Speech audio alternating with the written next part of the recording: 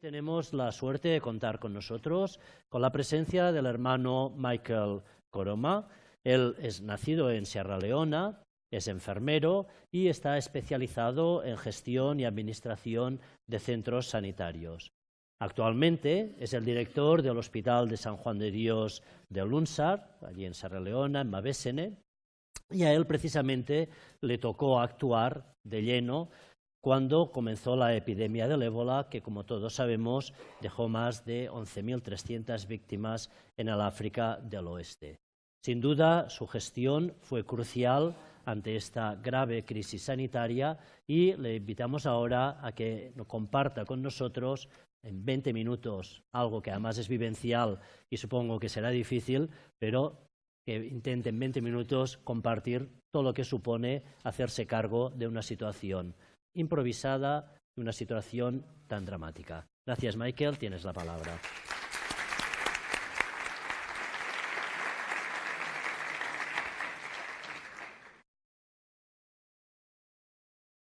Thank you very much, Brother Kim. I want to take the opportunity to thank all of you for the support we received in Africa. Well, Ebola epidemic, in terms of vulnerability, we are all vulnerable. The brothers were vulnerable, the patients were vulnerable, and the local community were also vulnerable. In Africa, when we had the crisis, well, we never thought of bioethics application.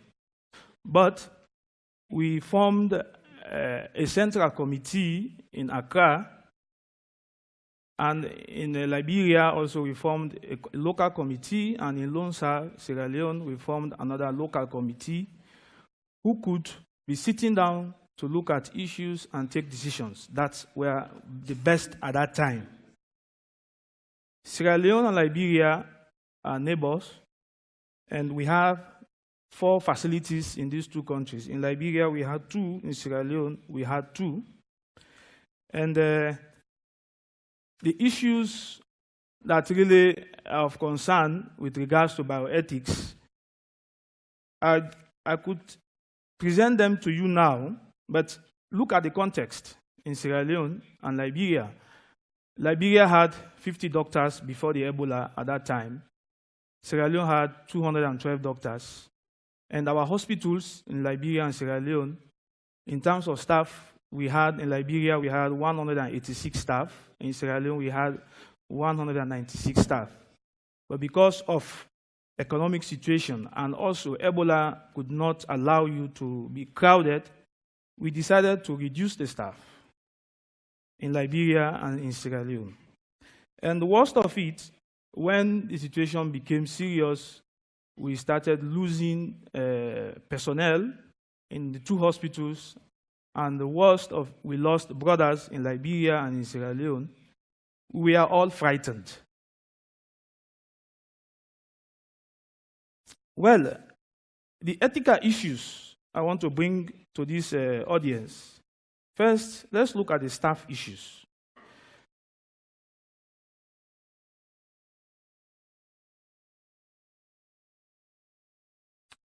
The staff issues. In both Liberia and Sierra Leone, we realized that we had few staff, and these staff were not trained to confront Ebola. Ebola is an abnormal situation. It's an abnormal moment.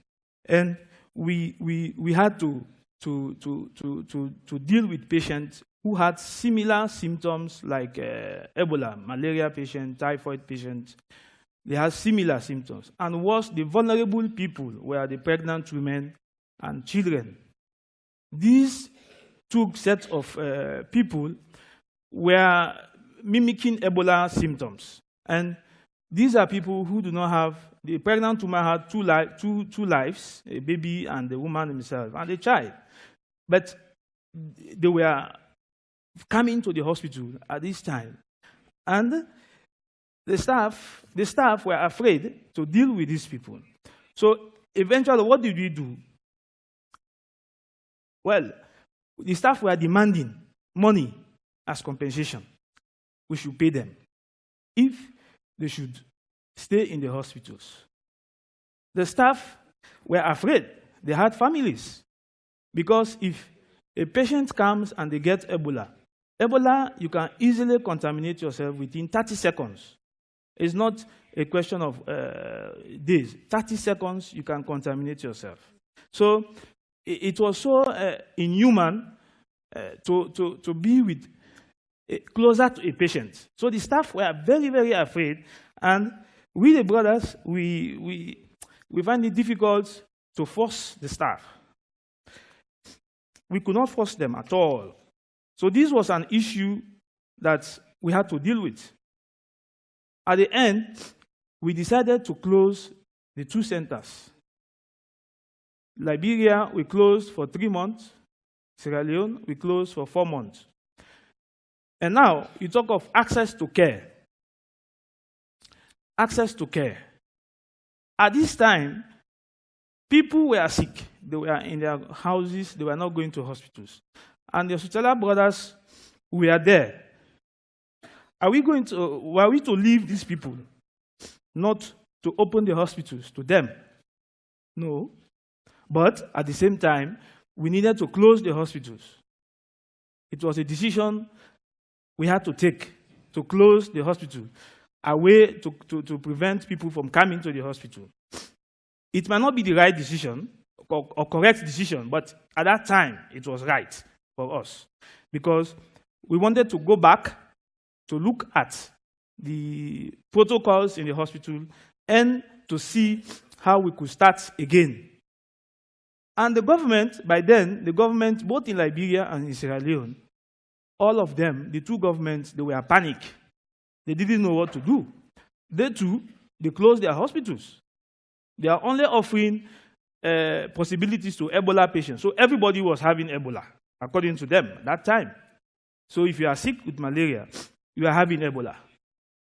But the brothers of St. John of God, in Liberia, and what did we do?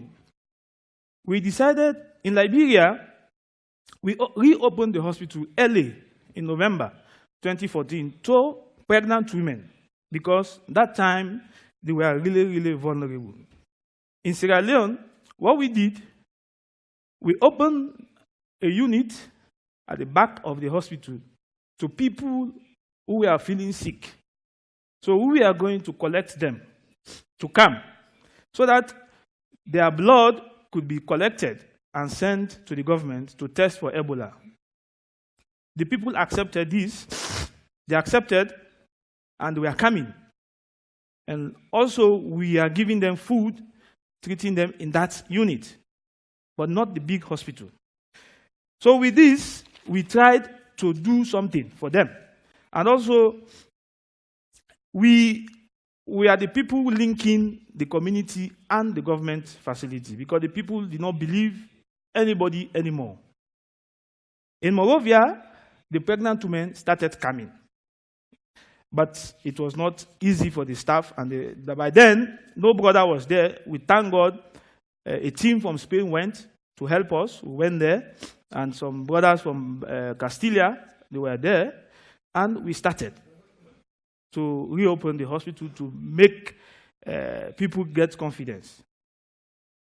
Well, access to care at this time, you cannot ask me why we are not treating everybody. We are very afraid, and we are very selective. We are selective to patients who are coming, because later we opened the hospital after 4 months in Sierra Leone, after 3 months in Liberia. We are very selective to patients. Why? Because we are afraid of contaminating the staff and the brothers. Already by then, we had lost 4 brothers. But still, we were compassionate as brothers of St. John of God to treat patients. So we continued to open the door to other diseases. And what we did was we went to the communities to give food to the people, to check their temperatures, at the same time to evacuate those who were sick. Luckily for us, we had the possibilities through the support of One Ciudad and other organizations. Now, the other issue is the quarantine issue. It was very, very inhuman to keep us 21 days in the hospital without going out. Very inhuman. But we had to. In the families, it was the same problem. They could not move out. Nobody could move, no freedom. But I remember this one time when the government asked the hospital in Sierra Leone to be quarantined. And in Monrovia, but Sierra Leone in particular, a patient came, the brother, who was a doctor, late brother, he was very angry with the government. He had to ask the person to send the patient to the traditional leader, because he was very angry. Why should the government close our hospital? But that was the law. They said we should stay indoors, we should not move, nobody should go out. It was not, emotionally, it was not fine for us. We are always, no, how do you get food? How do you get medicine? We are inside. For 2 times, 42 days, we are inside in the compound. We felt rejected by the people. We felt condemned. The other issue, ethical issue, is about the community, the local community. The people around, by then, were seeing the hospital as an icon. They wanted us to help them. But what could we do? You needed to get money. So we tried to go out. In Monrovia, well, the hospital continued to engage the pregnant women, offering more beds to them, because that was, and later we gave space to children in Monrovia. Monrovia was a unique place because the Ebola was very dramatic in the capital city, so we could not, brothers were few there, and the staff were so afraid we could not go out to the community. But in Sierra Leone, since it's a rural hospital, we could go out to the communities to help these people and provide medical attention to them. We had to engage the traditional leaders. We begged them, please, let us stop Ebola. Otherwise, we are going to die, all of us, and we had to beg the traditional leaders. And it costed us a lot of money. At that time, people were seeing Ebola with money. You give money, then Ebola stops. If you don't give money, Ebola will not stop. So we engaged them. It was really a problem, a challenge for us, how we could spend so much money outside the hospital, leaving the hospital, especially in time of needs. The hospital had a lot of needs. But what could we do? As a religious hospital, it was very important to be present. And thank God the brothers never left in Liberia, unfortunately, but we went there back. Once we had sent a team and we supported us. In Lonsa, we were there, we never left. I think it was a very, very positive sign to stay. Other congregations, they left. Some organizations left, but we were there. We never went anywhere. And the brothers continued to sustain the workers and their families, paying salary for 1.5 years, 18 months. The hospitaller order was paying salaries for staff in Liberia and in Sierra Leone. This was a big support to the community because a lot of families depended on the hospital. And also, as a hospital, we gave our facility to be used as a transit point for Ebola patients. The last slide is on post-Ebola crisis. After the Ebola ended, we decided to take care of survivors. In Sierra Leone, we have over 10,000 survivors. In Lone Star alone, in Lone Star environment, where we are about 400 survivors, we are providing them with food, medicine, and all that. We continue to go out to the communities, and up till now, we are going out to the communities, and vaccine trial was brought to Sierra Leone, and the hospitaller order offered the 2 facilities in Sierra Leone. In Liberia, also, we are engaged in research, and the WHO and CDC, they used our facilities in Sierra Leone to give vaccines to our staff and other health workers. I think it was a big success. They appreciated the brothers for giving that space. I think if I want to conclude, I just want to show you pictures, because these are pictures you see. The one Shidad was helping us, bringing things to us. Well, this was a picture when they were transporting our late brother Emmanuel to Spain when he was sick. You can imagine the hospital beds. We had to change the whole equipment in the hospital. Because for 40 years, the hospital beds were like this. We had to change them during the crisis. And this was training time. We were training ourselves. It was very important to train the staff. At that time, a lot of investment was done. We were engaging the traditional leaders to beg them to stop Ebola because they were all reluctant. It's like they didn't want Ebola to finish. Well, the president of our country visited our facility in Sierra Leone, appreciating the brothers during the Ebola crisis that we contributed to help the community where we are. These are all training sessions. If you see that rubber, that is a rubber the village, the community people are using for chlorine to wash their hands. It's a locally made. We don't have tap water, running tap. We don't have it, right? This was our facility for the Ebola in the hospital, at the back of the hospital. When we opened the hospital, this was how we were behaving. The distance between patient and staff was too much, too far, no contact with the patient. So it was very, very inhuman. But we had to take that decision, not to have a closer contact with about 3 meters to talk with the patient. It's too much, but we had to do it. This was what we were giving food to the communities. We are going out to help. Well, people were afraid to go. I was not afraid anyway, but my staff, you see the way they are dressed, I was not afraid.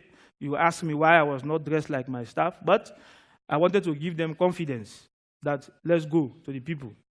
If I died, okay, then that was something else. So these are the people in Lone Star that died. In Liberia, we lost 3 brothers, 1 sister, and 5 co-workers. In Lone Star, 13. And Brother Manuel, in particular in Sierra Leone.